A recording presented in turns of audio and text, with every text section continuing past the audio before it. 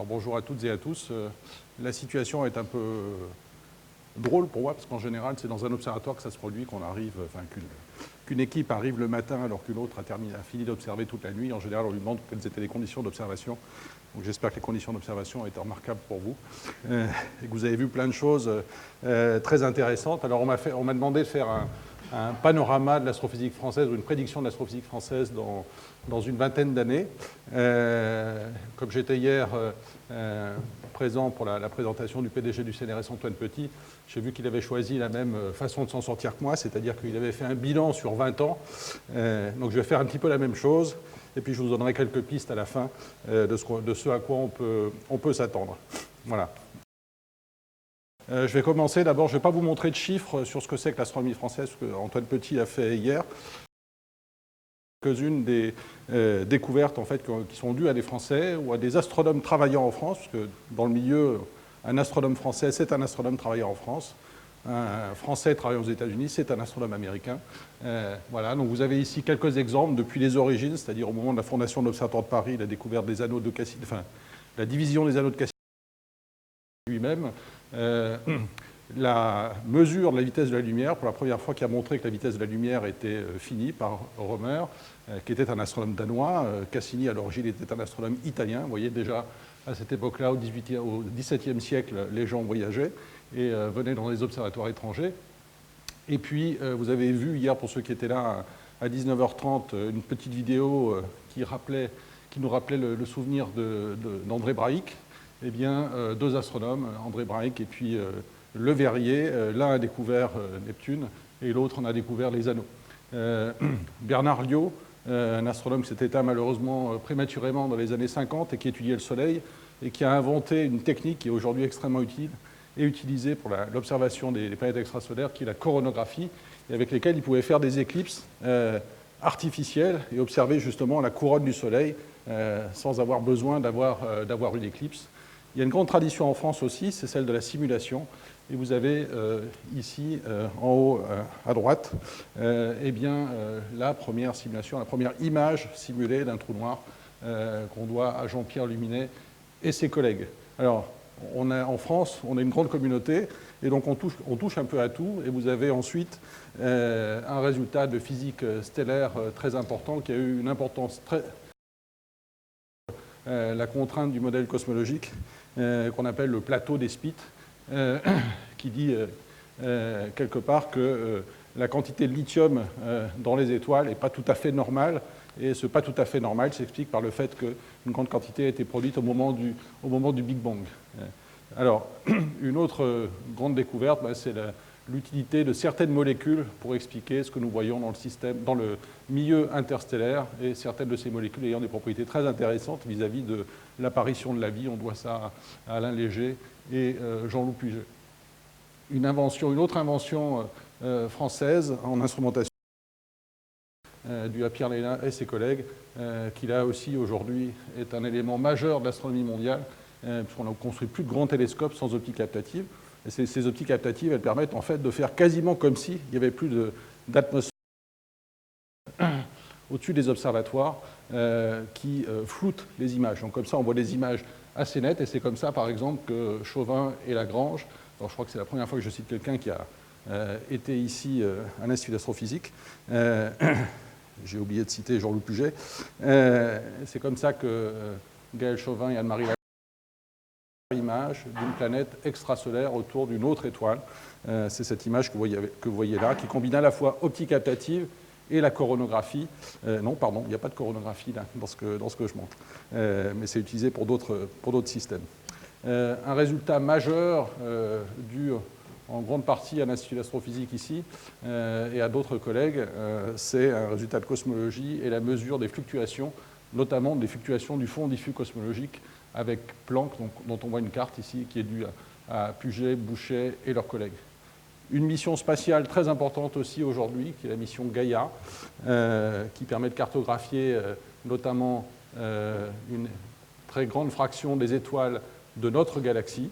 Puis je terminerai par deux résultats. Un premier qui est un de simulation et d'observation de Françoise Combes, qui permet de comprendre la formation et l'évolution des galaxies dans l'univers. Et je terminerai par un des résultats majeurs de la décennie, qui est la découverte des ondes gravitationnelles, pour lequel cet institut a joué un rôle très avec Luc Blanchet et avec d'autres collègues en France et Alain Briet. Malheureusement, aucun n'a obtenu le prix Nobel. On aurait pu espérer qu'un des trois l'ait, mais ça n'a pas été le cas. Sans eux, on n'aurait peut-être pas découvert les premières planètes, les premières ondes gravitationnelles. Voilà, donc c'est un petit panorama sur pratiquement 4 siècles des apports de l'astronomie française à l'astronomie en général. Évidemment, c'est une sélection, hein. Il y en a plus que ça, beaucoup plus que ça. Le rythme des découvertes s'accélère avec le temps, c'est absolument remarquable. Donc, moi aussi, je me suis posé la question de mais qu'est-ce qu'on n'avait pas il y a 20 ans qu'on a aujourd'hui. Alors, il se trouve qu'il y a 20 ans, c'est exactement le moment où j'ai démarré en astronomie comme astronome professionnel, et donc c'était une excellente occasion que de se retourner et de voir le chemin accompli. Alors vous allez voir, c'est... par exemple, il y a 20 ans, on ne s'était jamais posé sur une comète. On avait cette magnifique image déjà de la comète de Halley, vue par Giotto, qui était quand même assez remarquable. Hein. Jusque-là, une comète, c'était un point avec une chevelure de gaz et de poussière, mais on n'avait jamais vu à quoi observait l'objet qui émet, en fait, ces panaches. Et c'était cette première observation par la sonde Giotto. Et puis, bien longtemps après, 30 ans après, on est venu, enfin, peut-être, se poser sur une comète, qui était la comète 67P, un nom un peu compliqué. Alors, on s'est posé sur la comète, ou plutôt on s'est écrasé sur la comète selon comment on considère la chose. Mais enfin, déjà, arriver à s'écraser sur une comète de manière assez douce, parce que ça a été le cas quand même, c'était une performance remarquable, et on a quand même pu obtenir des données grâce à cet atterrisseur. Voilà, donc là aussi, pour l'exploration du système solaire, c'est une ère totalement nouvelle.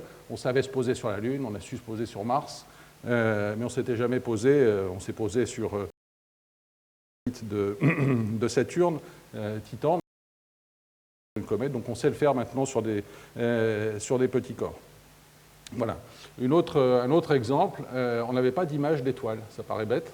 Les étoiles étaient des points. En fait, il y avait une image qui venait d'être faite en 1995 avec le télescope spatial Hubble, un peu tiré par les cheveux, parce qu'en tirant à fond sur la résolution angulaire grâce à l'observation dans l'ultraviolet, on avait pu montrer qu'une étoile, Bételgeuse, n'était pas tout à fait ronde ou asymétrie centrale ou asymétrie circulaire comme on l'imaginait. Mais l'image que vous avez là est un peu trompeuse, celle qui est à gauche, la de 95. Elle est, disons, très très suréchantillonnée pour pouvoir faire une présentation au public qui ait l'air d'une image. En pratique, il y avait 9 pixels tout mouillé de chaud. Hein, voilà. Et puis vous voyez, 20 ans après, on arrive à faire une image avec des pixels, des vrais, qui représentent, voilà, qui montrent des taches à la surface de l'étoile et des inhomogénéités en température. Et depuis, d'autres images comme celle-là ont pu être obtenues. Voilà, donc ça, c'est 20 ans. Un énorme bouleversement, c'est quand j'ai commencé... Cavelier, qui est juste là dans la salle, puisque c'est lui qui m'a attiré en astronomie, n'est-ce pas, Alain? Eh bien, il y a un peu plus de 20 ans, il n'y avait pas de planète extrasolaire. Ça n'existait pas. On se disait que ça devait exister. Dans cette maison ici, il y avait des gens qui étudiaient un disque post-planétaire, Beta Pictoris, voilà, mais il n'y avait pas de planète à l'époque. Maintenant, on sait qu'il y en a dans Beta Pictoris aussi. Il y a 20 ans, eh bien, on venait de découvrir en fait les toutes premières exoplanètes. Aujourd'hui, on en est à 4000, même plus de 4000. Et ça va certainement s'accélérer au fil du temps. En fait, on en trouve d'autant plus que les instruments sont plus capables de trouver des planètes extrasolaires. Donc, pour l'instant, qui paraît totalement inépuisable, et a priori, il y a des planètes extrasolaires à peu près partout. Alors, qu'est-ce qui a changé depuis 20 ans? Depuis 20 ans, on regarde ces planètes extrasolaires. Je vous ai montré une image tout à l'heure, on en a d'autres.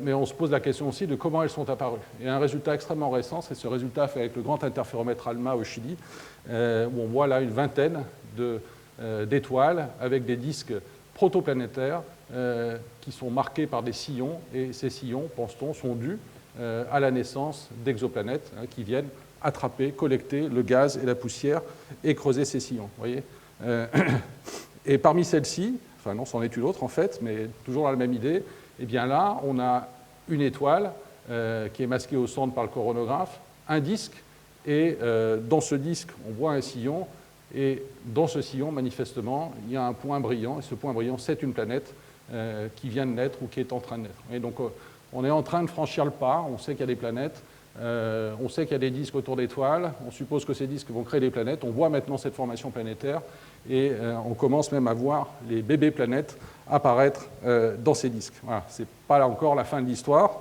mais c'est une page très importante qui a été écrite l'an dernier avec ces résultats d'un instrument français qui s'appelle SPHERE sur le VLT. Je vous ai montré cette simulation de trou noir tout à l'heure. Il y a un autre très grand spécialiste dans la maison qui est Alain Riazuelo, je crois que je l'ai aperçu tout à l'heure. Mais on n'avait pas d'image de trou noir encore il y a 20 ans. J'imagine que vous n'avez pas pu passer à côté de ce résultat de l'Event Horizon Telescope montant ce magnifique donut, dont on suppose qu'il s'agit de la trace d'un trou noir, ce qu'on appelle l'ombre du trou noir. Je ne peux pas résister à montrer un résultat personnel avec mes collègues où on a fait à peu près la même chose, mais par une autre technique, quelques mois auparavant, où on a pu montrer, comme ça, de la matière chauffée autour du trou noir qui en fait trace l'horizon de ce trou noir. Donc, vous voyez, là aussi, c'est un pas majeur. Ces trous noirs, ils ont une taille qui est incroyablement petite. C'est quelques pièces de 1 euro vues sur la Lune depuis la Terre, vous voyez, où c'est un cheveu à 400 km, un cheveu à Lyon, par exemple. C'est ça la taille du trou noir. Voilà, donc là aussi, on change l'astronomie dans ce domaine juste en 20 ans. Un résultat auquel vous êtes probablement aussi, dont vous êtes probablement aussi assez familier et dont a parlé le PDG hier, c'est la découverte des ondes gravitationnelles. Ça, c'était attendu depuis un siècle, depuis 1915, et la prédiction d'Einstein. Et il a fallu attendre 2015 pour pouvoir y arriver. Alors pourquoi il a fallu attendre aussi longtemps? C'est parce que pour mesurer les ondes gravitationnelles, le passage des ondes gravitationnelles, en fait, il faut atteindre une précision totalement folle sur la mesure de la longueur des bras d'interféromètre et de leur variation. C'est typiquement 10-21, 10-22 en taille relative de variation par rapport à la dimension des bras d'un interféromètre. Voilà. Donc maintenant, on sait mesurer la coalescence en fait, de deux étoiles à neutrons ou de deux trous noirs qui donnent une bouffée comme ça d'ondes gravitationnelles finalement assez forte. Et là aussi, ça ouvre une astrophysique totalement nouvelle. Alors, ce que je n'ai pas dit, c'est que certaines de ces découvertes, dans le cas des ondes gravitationnelles, par exemple, il y en a d'autres qui n'étaient pas du tout attendues. Quand on a détecté la première planète extrasolaire, c'était une planète extrasolaire qui n'aurait jamais dû se trouver là où elle a été trouvée. C'était une supergéante, une planète géante extrêmement chaude à une distance 25 fois plus proche de son étoile que ne l'est le Soleil. Et je me souviens, moi j'étais étudiant à cette époque-là, j'étais dans une conférence et un grand professeur d'une grande université américaine venait de nous expliquer que ce n'était pas possible. Voilà. Ces simulations avaient montré que toutes ces planètes devaient se former bien plus loin et qu'en tout cas on ne pouvait pas les trouver aussi près de leur étoile. Ben, c'est comme ça que la science avance, c'est comme ce que disait André Braic hier. On n'est jamais complètement sûr de ce qu'on dit, par contre on essaie de comprendre pourquoi c'est faux et comment il faut améliorer ces résultats, et c'est comme ça qu'on progresse dans la connaissance. Donc certains résultats étaient attendus, et d'autres, pas du tout, étaient des très très grandes surprises. C'est ce qui fait le charme de notre métier. Voilà. En cosmologie, un autre résultat qui n'était pas du tout attendu, c'était l'énergie sombre, et le fait que l'univers soit en expansion accélérée. Alors on connaissait la matière sombre, qui avait été découverte déjà depuis plusieurs décennies, et qui explique le fait que les courbes de rotation des galaxies ne sont pas tout à fait celles auxquelles on s'attend. C'est ce que vous voyez là sur la figure de gauche. Sans matière sombre, en fait, la vitesse de rotation, la vitesse orbitale chute avec la distance à la galaxie, au centre de la galaxie, avec la matière sombre, et c'est pour ça qu'on estime qu'elle est nécessaire. Alors on ne la connaît pas, donc on l'appelle sombre. Quand ça s'appelle sombre ou noir, en général, c'est qu'on ne le connaît pas. Mais on voit la signature de cette matière hypothétique. Eh bien, l'énergie sombre, c'est la même chose. On ne connaît pas sa nature, mais par contre, on sait maintenant que un phénomène s'est produit, un phénomène physique qui explique que l'univers est en expansion accélérée. On ne sait pas si c'est une énergie, on ne sait pas encore si c'est une modification de la gravitation. En tout cas, ce n'était pas un résultat auquel les astronomes s'attendaient. L'énergie sombre a été découverte en 1995. Voilà. Et le résultat, c'était assez frappant à l'époque, c'est qu'on s'est aperçu qu'on savait bien moins de choses que ce qu'on savait, en fait. Voilà. Quasiment instantanément, on est passé d'une connaissance de l'univers qui était quand même assez propre. Hein, on semblait voir à peu près tout dans l'univers et on imaginait qu'on pouvait aller voir jusqu'aux premiers instants, ce qui est le cas avec le fond diffus cosmologique, ou quasiment aux premiers instants. Avec l'apparition de l'énergie sombre, patatras, en fait, on ne connaît que 4% de l'univers. Voilà. 75% c'est l'énergie sombre, un peu plus de 20% c'est la matière sombre, et le reste c'est l'univers visible pour faire... Voilà. Donc la progression de la connaissance là, nous a montré en fait, qu'on en connaissait encore moins que ce que l'on imaginait connaître. Voilà. Peut-être que dans 20 ans, on saura ce que c'est que la matière sombre et l'énergie sombre, et qu'on connaîtra à nouveau quasiment 100% de l'univers. Hein. La suite nous le dira. Alors là, vous allez voir une progression spectaculaire sur une échelle de 20 ans, justement, de la connaissance du fond diffus cosmologique. Donc le fond diffus cosmologique, c'est le résidu du Big Bang. C'est un rayonnement à 2,7 Kelvin, donc quasiment le zéro absolu. Et ce qu'ont montré ces diverses missions spatiales, c'est à la fois que ce corps noir est bien à 2,7 Kelvin, des fluctuations de température spatiale. Et vous allez voir sur l'échelle de 20 ans, comme on a pu raffiner cette mesure de ces fluctuations de température spatiale. Donc ça, c'est le résultat de Kobe en 1993. Donc c'était ce qui était connu il y a 20 ans.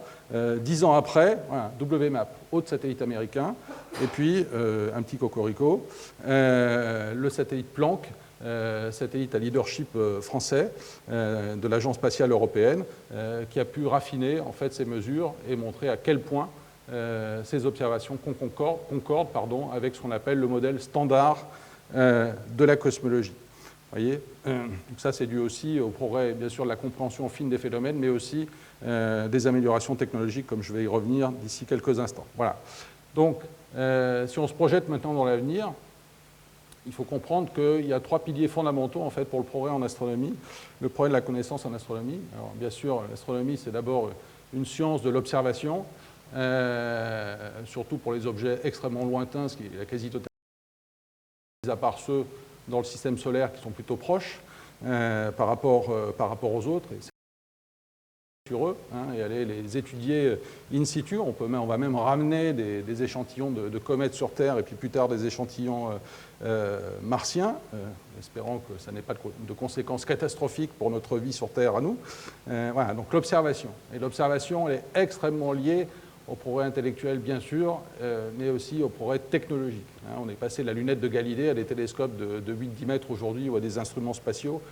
Rien que la lunette de Galilée, déjà, ça avait fait faire un bond fantastique, puisque les objets qui étaient des points, finalement, avaient une surface. On s'était même aperçu que d'autres objets orbitaient autour de ces objets-là. Par exemple, les satellites autour de Jupiter. Ça avait bouleversé à l'époque la compréhension de l'univers, puisque tout était censé tourner autour du Soleil. Autour de la Terre, pardon, je me suis trompé. Autour de la Terre, justement. Un autre pan majeur, c'est la théorie. Par exemple, je vous ai parlé d'ondes gravitationnelles. Sans la théorie d'Einstein de la relativité générale, jamais nous n'aurions imaginé l'existence d'ondes gravitationnelles. C'était un concept, mais totalement incongru, sans cette théorie. Et ça naît de la tête ou de l'esprit d'un homme ou d'une femme. Hein. Voilà. Mais quand même, aujourd'hui, pour faire des progrès en théorie, il faut aussi de la technologie, il faut des capacités de calcul fantastiques. Et donc on est aussi lié au progrès technologique pour faire progresser. Bon. Et puis il y a les expériences de laboratoire. On a pu se poser sur une comète, mais on n'ira jamais probablement se poser sur une autre galaxie, voire même au cœur d'une autre galaxie. Donc il faut interpréter les choses à distance.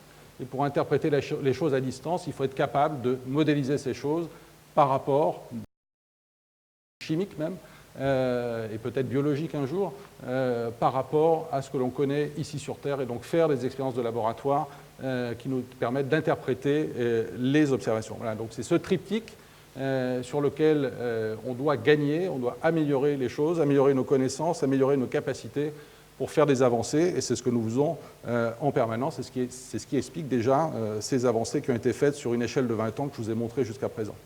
Alors pourquoi on peut s'attendre à des progrès fantastiques? Eh bien parce que la génération d'instruments qui arrive va être absolument fantastique. Je ne vais pas tous les citer, aussi presque. Voilà, vous avez différents domaines de longueur d'onde là, qui sont représentés. Vous avez CTA, qui est un instrument fabuleux qui sera à la fois dans le nord et dans le sud, deux grands observatoires pour les hautes énergies. Vous avez un interféromètre millimétrique en France qui s'appelle NOEMA, à l'IRAM, dans les Alpes, et puis son pendant dont je vous ai montré les résultats. Je vois qu'il y a un amateur là-haut qui vient de faire « Ouais !» il a cité NOEMA. Très bien. Vous devez être des Alpes, c'est ça? D'accord, très bien. Et donc il y a son pendant ALMA, dont je vous ai montré les résultats, qui est dans l'hémisphère sud. Le grand interféromètre radio SK, qui sera... Alors SK, c'est Square Kilometer Array. C'est un réseau de 1 km². Vous imaginez un peu 1 km² de surface collectrice dans le domaine radio. Une partie sera en Europe, une partie sera en Afrique du Sud. Il y a notre très très grand télescope, ELT, Extremely Large Telescope, européen. Alors pas que, il y a les Australiens qui nous donnent un peu de sous maintenant pour le construire. C'est notamment pour ça qu'on avait enlevé le E. On pensait aussi que le Brésil allait rentrer dans la course, mais malheureusement le Brésil n'a pas pu. Et ce télescope sera le plus grand au monde dans le domaine optique, 39 mètres. Il est en cours de construction, on vient quasiment de finaliser les excavations au Chili pour pouvoir réaliser ce télescope, 39 mètres de diamètre, 5 fois plus que ce qu'on a aujourd'hui. Et puis, une autre révolution, c'est, alors qu'on est en train de construire ces très grands télescopes, il y a une résurgence de l'intérêt pour les petits télescopes. C'est pour ça que j'ai choisi, alors il y en a plein de ces systèmes-là qui sont en cours de réalisation. Là, c'est un système d'un collègue qui est à Grenoble, qui s'appelle Astra, et ces télescopes ont différentes applications. Là, c'est pour l'étude des planètes extrasolaires par transit. Il y en a d'autres qui sont là pour observer des phénomènes transitoires de hautes énergies. Et donc, à un moment où on s'oriente vers des très grands télescopes, on pense aussi à construire des télescopes qui apportent des capacités nouvelles que n'avaient pas les autres télescopes auparavant. Alors ça, c'est pour le sol. Et c'est une sélection d'observatoires les plus emblématiques. Il y en a encore d'autres. Hier, le PDG disait que nous participions à 13 infrastructures de recherche. Vous voyez, elles ne sont pas toutes là. Un autre exemple, c'est les missions spatiales. Et le PDG hier disait que nous participons. Donc là aussi, on est loin du compte. Alors, il y en a une qui tient beaucoup au cœur de cet institut, et Yannick Mélier qui est dans la salle ici, c'est Euclide, qui va étudier le secteur sombre de l'univers, donc l'énergie sombre et la matière sombre, l'un des grands mystères actuels de la cosmologie. Un télescope qui est très attendu ici aussi, c'est JWST, James Webb Space Telescope, qui est américain, mais en fait il y a une contribution européenne très importante, notamment pour la détection de planètes extrasolaires. Quand vous verrez des planètes extrasolaires imagées par ce télescope, dites-vous que l'instrument est européen. Je ne vais pas tous les citer, je vois Claude Catala ici, donc je vais citer la mission spatiale Plateau, dont l'objectif est de détecter des milliers de planètes extrasolaires, peut-être même plus, Claude, par transit. Et puis l'interféromètre LISA, qui lui sera un très grand interféromètre, dont on espère qu'il sera là dans une quinzaine d'années, enfin qu'il sera là-bas, au point de Lagrange, un des points de Lagrange, dans une quinzaine d'années, et qui étudiera, lui, les ondes gravitationnelles et la fusion de trous noirs supermassifs au centre des galaxies. Voilà. Donc avec tout ça, on ne peut que faire des découvertes absolument fantastiques, et je n'ai pas cité SolarOrbiter sur Mars ou sur d'autres planètes dans le système solaire, prélever des échantillons en espérant toujours comprendre des choses sur l'évolution de ces objets et découvrir des embryons de vie ou qu'on développer sur ces autres planètes, ce qui nous rend unique ce qui nous rendrait unique dans le système solaire. Pour l'instant, on est unique, mais peut-être qu'on ne l'est pas. Voilà. Une autre évolution, c'est les données et le calcul intensif. Alors ça, c'est purement lié à la technologie. Le PDG montrait hier cette planche qui montre que SKA, quand il rentrera en production avec dans sa première phase, 10% du système complet, eh bien, générera un trafic qui est supérieur au trafic d'Internet aujourd'hui. Voilà. Donc, là, bien sûr, il y a des défis pour arriver à manipuler ces données, aller chercher de l'information astrophysique précise, pertinente et est intéressante, mais on pense qu'on va y arriver, hein. Et comme d'habitude, à la fin on y arrive toujours, et c'est ça la force des humains quand même, quand ils se mettent ensemble et qu'ils choisissent de travailler sur des projets fantastiques. Et quand on y sera arrivé, on aura une mine extraordinaire de résultats potentiels, et je vous en montrerai un parmi d'autres qui est attendu. Enfin, je ne vais pas vous montrer le résultat, mais je vous expliquerai ce qui est attendu avec cet interféromètre fantastique.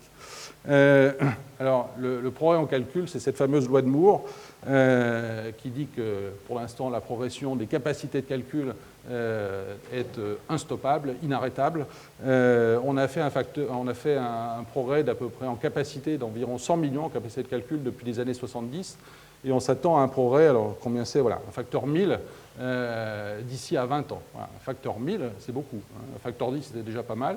Un facteur 1000, c'est vraiment beaucoup. Par exemple, je vais vous montrer ça dans les simulations actuelles, on peut espérer pouvoir modéliser finement, par exemple, une galaxie en allant jusqu'à la microphysique, et donc regarder des galaxies à l'échelle d'une galaxie dans son ensemble, mais aussi avec un détail où on voit apparaître des atomes, des molécules s'assembler, former par exemple du milieu interstellaire, former des étoiles, construire des planètes, etc., etc. On va pouvoir raffiner la maille avec une précision totalement dingue et qui va pouvoir combiner des échelles avec une variation d'ordre de grandeur très importante.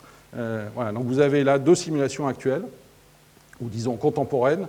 À gauche, vous avez une simulation d'une partie de l'univers, la constitution de ce qu'on appelle la toile cosmique. Donc on part des résultats, par exemple, de Planck qui montrent les inhomogénéités de l'univers à sa création. Chacun de ces grumeaux, là, en fait, va donner naissance à des structures dans l'univers, et cette simulation permet de modéliser ces structures dans l'univers. Mais enfin, là, la maille, c'est quelque part, c'est une galaxie, voyez. Et puis, à droite, vous avez une galaxie, comme la Voie lactée, dans laquelle on est capable de simuler l'évolution de cette galaxie avec des étoiles qui naissent et des étoiles qui meurent. Et vous avez ces bulles de gaz qui apparaissent. En gros, c'est l'environnement de l'étoile lorsque l'étoile émet du gaz et de la poussière à la fin de sa vie. Voilà. Avec la prochaine génération ou les prochaines générations de calculateurs, on pourra mettre ça dans une même marmite et concocter un mélange qui permette de regarder l'univers à une taille cosmologique, disons, jusqu'à des échelles comparables à celles d'étoiles ou de fractions d'étoiles. Et c'est important parce qu'on sait que l'évolution de l'univers, elle est aussi conditionnée par l'évolution de la matière dans les galaxies. C'est ce qu'on appelle le phénomène de rétroaction. Alors, dans 20 ans, est-ce qu'on aura fait de grands progrès en cosmologie? On l'espère très fort, alors, grâce à ces simulations, pour comprendre ce que l'on voit et imaginer des expériences nouvelles, mais aussi grâce aux instruments que je vous ai montrés. Je vous ai montré le LT, je vous ai montré, donc ça c'est pour le domaine optique au sol, JWST dans l'espace optique infrarouge, l'instrument Euclide par exemple, qui va regarder la matière sombre et l'énergie sombre, d'autres expériences sur le fond diffus cosmologique qui permettront, grâce à l'observation du fond diffus cosmologique et de sa polarisation, de s'intéresser à une période dite de l'inflation, qui pour l'instant est un petit plus théorique rajouté pour comprendre le Big Bang, enfin faire le lien entre le Big Bang et l'univers tel que nous le voyons aujourd'hui, mais dont on n'a jamais eu de mesure. Donc on s'attend à avoir une mesure directe de ce phénomène cosmologique très important, qui est un des piliers de la théorie cosmologique d'aujourd'hui. Donc on peut espérer que dans 20 ans, on aura ces mesures-là, et peut-être qu'on s'apercevra que l'inflation finalement n'est pas tout à fait comme attendu aujourd'hui, et ça sera peut-être l'occasion d'une découverte d'une physique nouvelle. Tout à l'heure, et de ce qu'allait observer SK1, eh bien, un des éléments que va observer SK1, c'est les premières étoiles, et c'est la trace des premières étoiles. Avant l'apparition des étoiles, avant l'aube cosmique, l'univers est essentiellement constitué d'hydrogène neutre, et dès que des étoiles s'allument, elles vont venir ioniser cet hydrogène, et donc on va voir disparaître cet hydrogène neutre, et on devrait voir comme ça des bulles, des cavités en fait dans cet hydrogène neutre, au moment de l'allumage des premières étoiles. Et ça, c'est un élément aussi très important pour comprendre le modèle cosmologique standard et la formation de l'univers. Aujourd'hui, on n'a pas cette information-là. Il y a un frémissement qui a eu mais on se pose toujours la question de savoir si ce frémissement est tout à fait correct, si la mesure était bonne ou pas. Avec SK1, on aura une mesure tout à fait digne de confiance et qui devrait permettre de faire des grands progrès. Voilà. On parle beaucoup d'astronomie multimessager aujourd'hui. Alors, multimessager, ça veut dire qu'on combine l'information électromagnétique, donc la lumière standard verte, infrarouge, ultraviolette ou radio, avec d'autres types d'ondes, les ondes gravitationnelles, et puis avec la physique des particules. On attribue de grands espoirs en fait à cette astronomie. L'intérêt de l'astronomie multimessager, c'est qu'elle permet d'aborder les choses sous divers angles. Et donc, elle apporte une richesse d'informations qui est évidemment appauvrie quand on n'a qu'un seul moyen d'observer les objets. Alors, on est à l'aube de cette astronomie multimessager et on espère qu'elle tiendra ses promesses dans les 20 ans qui viennent. On a déjà eu un exemple là, avec l'événement de kilonova détecté par ondes gravitationnelles et par télescope optique. Alors, les kilonova, qu'est-ce que c'est? C'est une binaire d'étoiles à neutrons qui fusionne et donne naissance à un trou noir. Ça émet une bouffée d'ondes gravitationnelles, ça émet aussi des bouffées d'ondes électromagnétiques.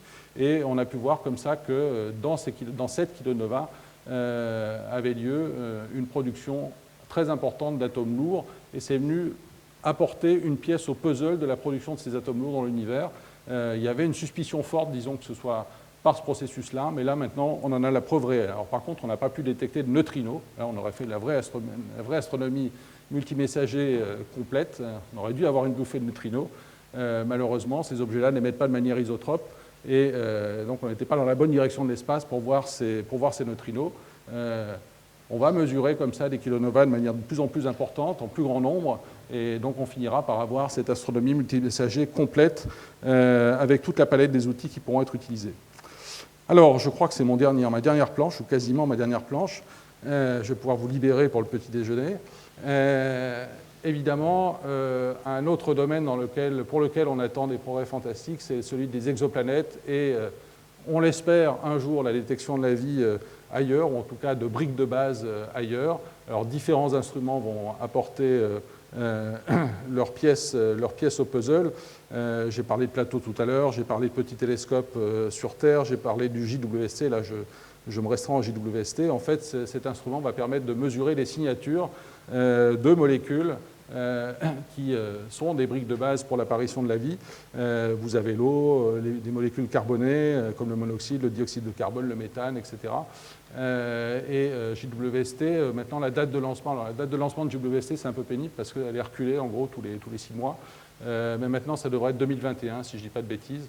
On espère donc à partir de 2021, première mesure d'atmosphère d'exoplanètes dans lesquelles on va aller chercher ces molécules. Et là, on peut s'attendre aussi à des surprises assez importantes et à des découvertes majeures. On a déjà fait ça, enfin, quand je dis on, c'est pas moi, hein, c'est d'autres, notamment ici dans cet institut.